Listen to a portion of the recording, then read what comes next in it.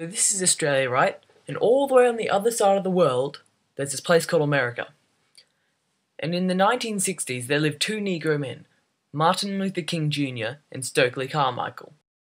In this photo, you can see Martin Luther King Jr. in one of the protest marches that he held. As you can see, the signs that the protesters are holding, they say that the blacks want equal rights and the same job opportunities as the white men in America. Martin Luther King was born on January 15, 1929, in Atlanta, USA.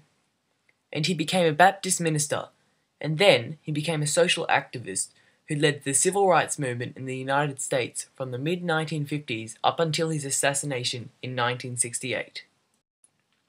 Stokeley Carmichael, on the other hand, was born on June 29, 1941, in the port of Spain, Trinidad, and his parents immigrated to New York when he was a toddler. Later on in his life, while attending Howard University, he joined the Student Nonviolent Coordinating Committee and was jailed for 49 days for entering the whites-only bus stop waiting room while he was on a free ride. A free ride is an integrated bus tour through the South to challenge the segregation of interstate travel.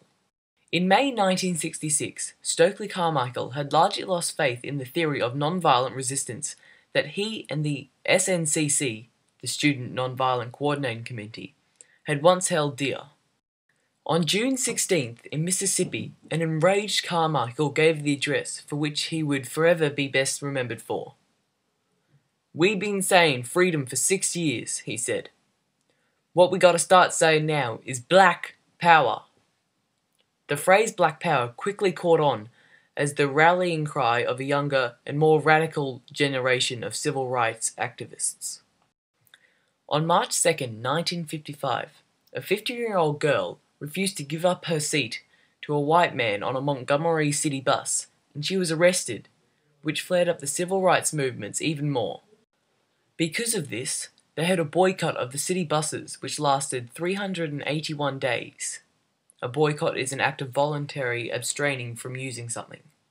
But on the 20th of December 1965, the Supreme Court ruled that segregated buses were an unconstitutional act.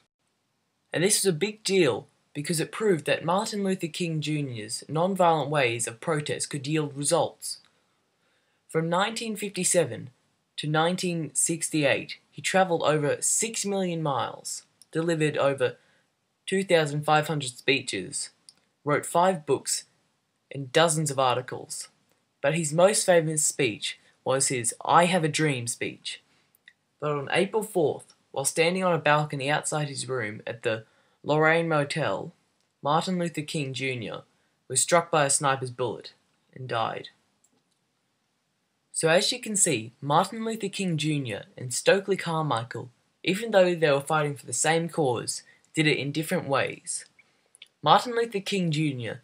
did it in a non-violent way and was very successful, whereas Stokeley Carmichael started off in a non-violent way but lost that and began to raise awareness through the phrase of black power.